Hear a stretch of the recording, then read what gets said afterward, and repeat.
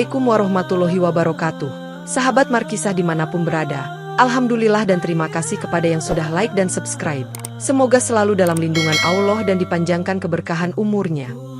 Sebelum menyimak kisahnya, sempatkanlah menulis sholawat kepada Nabi kita di kolom komentar, sebagai tanda penghormatan kita kepada beliau. Allah berfirman dalam surat Al-Ahzab ayat 56, sesungguhnya Allah dan para malaikatnya bersholawat untuk Nabi. Wahai orang-orang yang beriman, bersholawatlah kamu untuk Nabi, dan ucapkanlah salam dengan penuh penghormatan kepadanya. Rusminah, seorang janda muda berusia 30 tahun, membuka pintu kafe kopi tempatnya bekerja sambil menyalakan lampu dan menyapa rekan-rekan kerjanya dengan senyuman. Ia menyiapkan mesin kopi, menyusun gelas-gelas di rak, dan merapikan meja kasir sebelum pelanggan mulai berdatangan. Saat istirahat siang, ia menyisihkan sebagian upah hariannya untuk ditabung di dalam amplop biru, lalu berdoa agar kelak bisa berangkat umroh. Alhamdulillah, sedikit demi sedikit semoga cukup untuk ke tanah suci, ujarnya dengan suara pelan namun penuh harap. Setelah jam kerja usai, ia bergegas ke perumahan dekat masjid untuk mengajar anak-anak mengaji, membawa Al-Quran dan buku Iqra dalam tas selempangnya. Di halaman masjid, beberapa orang tua murid menyapa, lalu Rusminah menanggapi sambil menunduk hormat tanpa menunjukkan kelelahan sedikit pun. Ia mengatur anak-anak yang ramai menjadi berbaris rapi, lalu mengajari mereka huruf hijaiyah dengan metode yang sederhana namun terstruktur. Ayo semua buka halaman yang kita pelajari kemarin, jangan lupa panjang pendeknya ya, katanya sambil mengetuk papan tulis kecil. Selesai mengaji, ia pamit, lalu pulang ke kontrakannya yang sempit dan beristirahat setelah melewati hari yang padat. Meski letih, ia menunaikan sholat Isya dengan khusyuk, lalu merapalkan doa panjang tentang hidup yang lebih baik dan rezeki yang cukup untuk memberangkatkannya ke Baitullah. Beberapa hari kemudian, di acara pengajian rutin perumahan, seorang ustaz baru bernama Mahmud muncul dengan jubah putih dan peci hitam, memperkenalkan diri di hadapan para jamaah. Assalamualaikum, saya Ustaz Mahmud, insya Allah akan membantu mengisi pengajian di sini, katanya sembari tersenyum dan menyalami ketua RW. Sebelum pengajian dimulai, Ustaz Mahmud mendekati Rusminah yang juga dikenal sebagai pengajar mengaji, lalu mereka berbincang singkat soal metode pengajaran. Mahmud memuji kemampuan Rusminah dalam membimbing anak-anak, sambil menawarkan kerjasama untuk meningkatkan kualitas pengajian di perumahan tersebut. Saya dengar Ibu Rusminah juga aktif bekerja di kafe, semoga Allah selalu memberikan kekuatan, ujar Mahmud dengan nada penuh simpati. Rusminah hanya mengangguk sopan, lalu menjelaskan jadwal kerjanya dan kesanggupannya mengisi jadwal mengaji di sore hari. Seusai pengajian, Mahmud berbicara tentang kemungkinan membuat kelas tahsin khusus wanita, dan Rusminah setuju untuk membantu sebatas kemampuannya. Semoga niat baik ini membawa berkah bagi kita semua, ucap Rusminah sambil menutup pertemuan dengan salam. Penduduk perumahan semakin antusias melihat kolaborasi antara Rusminah dan Mahmud, sebab keduanya dianggap berpengetahuan luas di bidang agama. Hari-hari berikutnya, mereka kerap bertemu di masjid untuk menyiapkan materi pengajian, dengan pembagian tugas yang terlihat rapi dan terencana. Di luar forum pengajian, komunikasi antara Rusminah dan Ustaz Mahmud berlanjut dalam bentuk pesan singkat yang pada awalnya berisi diskusi tafsir dan usul fiqh. Ustaz, ada ayat tentang keutamaan menuntut ilmu yang ingin saya tanyakan, tulis Rusminah melalui aplikasi pesan, yang langsung dibalas Mahmud dengan penjelasan padat. Seiring waktu, topik percakapan mulai merambah urusan pribadi, termasuk kebiasaan harian dan keluhan ringan tentang pekerjaan. Mahmud yang telah berkeluarga selalu mengingatkan Rusminah agar tetap menjaga jarak, namun percakapan terus mengalir hingga larut malam. Dalam satu kesempatan, mereka bertemu di luar masjid untuk ngopi bersama di kafe tempat Rusminah bekerja, meski tidak diketahui oleh orang-orang sekitar. Jangan khawatir, saya hanya ingin tahu menu kopi apa yang paling enak di sini, ucap Mahmud sambil tertawa kecil, sementara Rusminah mengangguk dan menutup pintu kafe. Dari pertemuan itu, mereka kian sering bertukar cerita ringan, misalnya tentang masa lalu Rusminah yang pernah bercerai dan perjuangannya menghidupi diri. Mahmud menatap Rusminah dengan penuh pengertian, lalu mengatakan bahwa setiap orang berhak mendapatkan kesempatan kedua. Saya jarang menemukan orang yang sekuat Ibu Rusminah, ujar Mahmud, dilanjutkan dengan ucapan terima kasih dari Rusminah yang menunduk pelan. Momen-momen seperti ini menumbuhkan benih kedekatan yang perlahan menembus batas, walau belum terlihat jelas di mata orang lain. Pada suatu malam, Ketika istri Ustaz Mahmud dikabarkan sedang mengunjungi keluarganya di luar kota, Mahmud berkunjung ke kontrakan Rusminah dengan alasan membahas materi pengajian. "Ini hanya sejenak, saya khawatir kalau nanti di masjid tidak bisa fokus bicara," katanya, dan Rusminah mempersilakannya masuk tanpa banyak tanya. Mereka mulai dengan membuka kitab tafsir, tetapi obrolan beralih menjadi curhat ringan, dan disusul dengan sentuhan tangan yang perlahan menjadi tanda kedekatan fisik. "Ustaz, saya takut kita melanggar batas," ucap Rusminah. Namun Mahmud membalas bahwa mereka hanya manusia biasa yang kadang hilaf. Kondisi sunyi di kontrakan sempit itu semakin mendorong mereka melakukan dosa, yang mereka sebut sebagai cinta terlarang yang tak terbendung. Mahmud menutup pintu, sedangkan Rusminah membiarkan hijabnya tersingkap, dan di situ hubungan zina pun terjadi tanpa saksi kecuali malaikat. Seusai perbuatan keji itu, Mahmud mencoba menenangkan Rusminah dengan berkata, "Kita harus bertobat, tapi biar ini jadi rahasia kita saja." Rusminah mengangguk sambil menutup auratnya kembali, lalu mereka berjanji tidak akan mengulanginya, meski dalam hati keduanya tahu itu janji semu. Malam itu menjadi titik awal hubungan terlarang yang terus berlanjut secara diam-diam, dengan alasan cinta dan takdir palsu.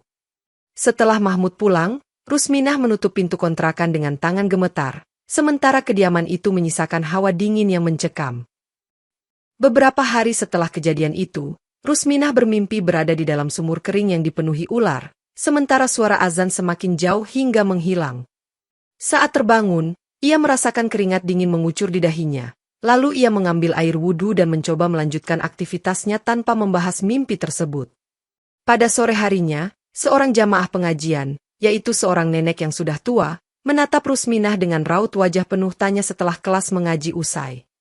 "Nak, kamu kelihatan pucat, apakah ada sesuatu yang mengganggu?" tanya sang nenek dengan nada prihatin. Rusminah hanya tersenyum kaku dan menjawab bahwa ia kurang istirahat, kemudian berpamitan pulang. Saat di perjalanan, Rusminah melihat seekor ular melintas di trotoar, membuatnya terkejut dan menjauh sambil memegangi dada. Setibanya di kontrakan, ia menemukan sisa makanan yang jatuh di lantai, yang kebetulan membentuk pola menyerupai sisik reptil, meski cepat-cepat ia membersihkannya. Di masjid, Ustaz Mahmud juga tampak gelisah, namun keduanya menghindari pembicaraan panjang dan hanya bertegur sapa secukupnya. Seusai pengajian malam, Rusminah mendengar tangisan seorang perempuan tanpa wujud jelas di dekat tempat wudhu, lalu ia bergegas pergi tanpa menoleh. Meski tak ada refleksi mendalam, rentetan peristiwa ganjil ini menjadi peringatan awal yang tersirat akan datangnya hal buruk yang menanti di depan. Menyadari ada yang tidak beres, Rusminah memeriksa tabungannya lalu menemukan jumlah uang yang cukup untuk biaya umroh, meski pas-pasan. Tanpa banyak bicara, ia mengurus paspor dan visa dengan bantuan biro perjalanan yang sudah dikenal oleh jamaah masjid di lingkungan perumahan. "Semoga perjalanan ini membawa keberkahan, Bu Rusminah," ujar petugas biro sembari menyerahkan jadwal keberangkatan. Rusminah mengangguk, lalu menandatangani formulir yang diperlukan, serta membayar administrasi secara tunai. Kepada rekan kerjanya di kafe, ia mengabarkan niat berangkat umroh dan menitipkan tanggung jawab sementara pada teman yang menggantikannya. Ia juga meminta izin pada ketua pengajian untuk sementara waktu tidak mengajar, dan ketua mengucap doa selamat sembari menyalaminya. "Saya ingin memohon ampunan di Baitullah, semoga Allah menerima," ucap Rusminah singkat, tanpa menyinggung dosa yang ia sembunyikan. Ustaz Mahmud hanya memberikan ucapan selamat melalui pesan singkat, "Semoga perjalanan ibu lancar dan penuh rahmat." Rusminah merapikan barang-barangnya, termasuk pakaian ihram yang dibelinya di toko khusus perlengkapan haji dan umroh.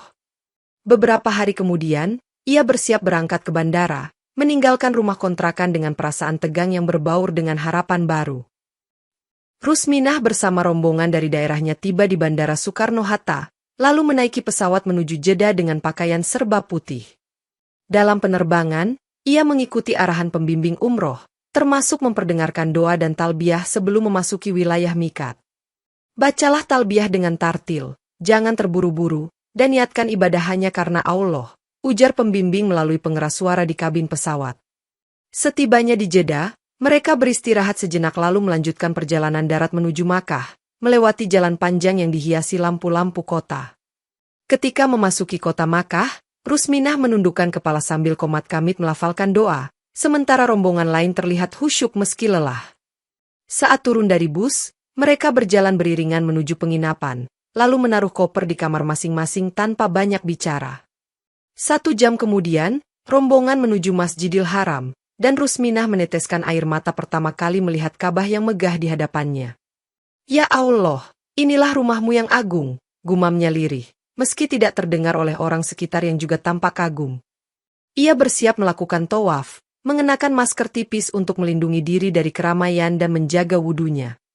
Malam itu, ia menyelesaikan umroh pertamanya dengan lancar, lalu kembali ke hotel untuk beristirahat sebelum melanjutkan rangkaian ibadah berikutnya. Keesokan harinya, Rusminah bergabung dalam rombongan untuk melakukan tawaf sunnah di siang hari, saat matahari terik menghangatkan lantai marmer Masjidil Haram. Beberapa putaran awal berjalan lancar, namun pada putaran keempat, Rusminah mendadak merasakan panas yang luar biasa di seluruh tubuhnya. "Kenapa tiba-tiba dadaku sesak?" ujarnya Paro sambil menghentikan langkah, sementara jamaah lain berusaha menghindar agar tidak bertabrakan. Seorang petugas keamanan menawarinya kursi roda, tetapi ia menolak dan mencoba melanjutkan putaran tawaf yang belum usai. Langkahnya kian goyah, matanya berkunang-kunang, dan kakinya seolah tak mampu menapak lantai, membuatnya tersungkur di dekat multazam. Beberapa jamaah berteriak kaget ketika melihat kulit Rusminah perlahan berubah bersisik dan mengeluarkan lendir aneh. "Subhanallah, apa yang terjadi pada wanita ini?" seru seorang ibu yang berada paling dekat dengan Rusminah. Tubuh Rusminah mulai menggeliat, tangannya membentuk pola melingkar, dan wajahnya perlahan memanjang menyerupai kepala ular. Suasana kacau balau, orang-orang saling menyingkir sementara petugas masjid mencoba mengendalikan kerumunan yang panik.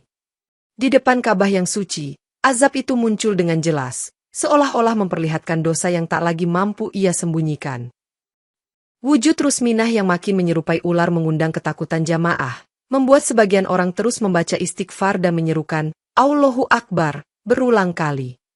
Sementara itu, kulitnya merekah menjadi sisi kasar berwarna hijau kecoklatan, dan suara desisan terdengar setiap kali ia mencoba bicara.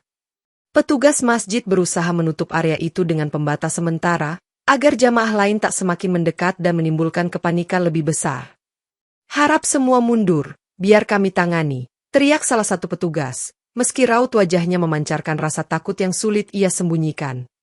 Tubuh Rusminah menggeliat liar, ekornya memanjang dan melilit bagian kakinya sendiri, memunculkan pemandangan yang kian menakutkan.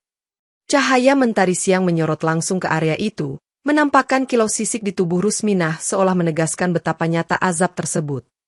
Sejumlah ulama yang berada di dekat Ka'bah membaca doa penolak bala, namun rusuk Rusminah berkontraksi seperti makhluk melata yang penuh kemarahan.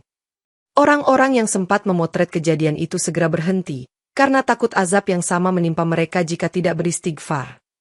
Beberapa anggota rombongan Rusminah mencoba mendekat, tetapi langsung mundur saat melihat tatapan mata melotot bagaikan reptil buas.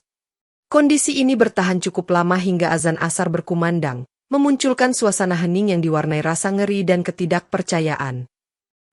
Seorang saksi yang mengenal Rusminah segera menelepon keluarga di Indonesia, menyampaikan kabar bahwa ada seorang wanita yang berubah menjadi ular di dekat Ka'bah.